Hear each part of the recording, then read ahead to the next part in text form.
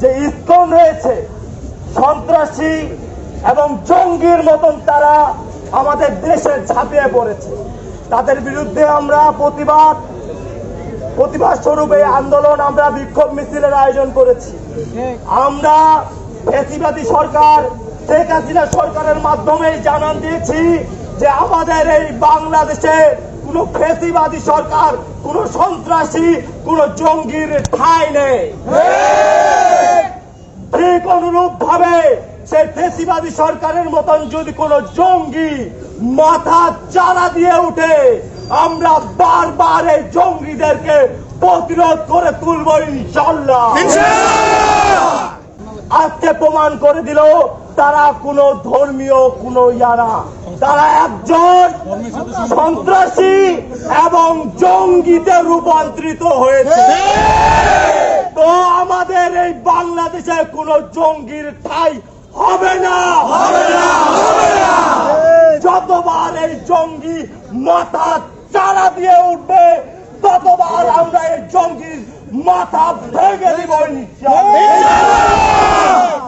আমাদের এই বিক্ষোভ মিছিল, আমি বারবার বলছি, আমাদের বিক্ষোভ মিছিল পুরো হিন্দু সম্প্রদায়ের না, পুরো খ্রিস্টানের বিরুদ্ধে না, পুরো মুসলমান বিরুদ্ধে না।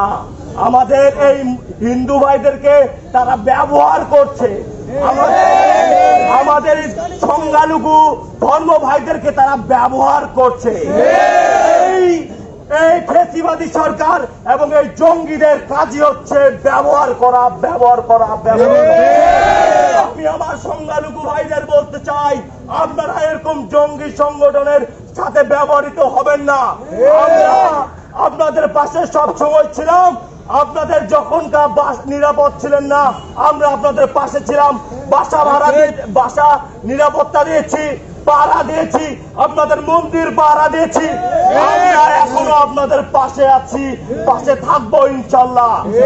কিন্তু আপনারা এই জঙ্গির ব্যবহারে আপনারা ব্যবহৃত হবেন না।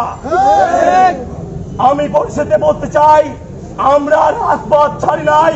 যতবার এরকম জঙ্গি মাথা চারা দিয়ে উঠবে, আমাদের ছাত্র সমাজ, আমাদের সাধারণ জনতা, আমার দেশের বাংলার প্রতিটা স্তরের মানুষ রুখে দাঁড়াবে ইনশাআল্লাহ।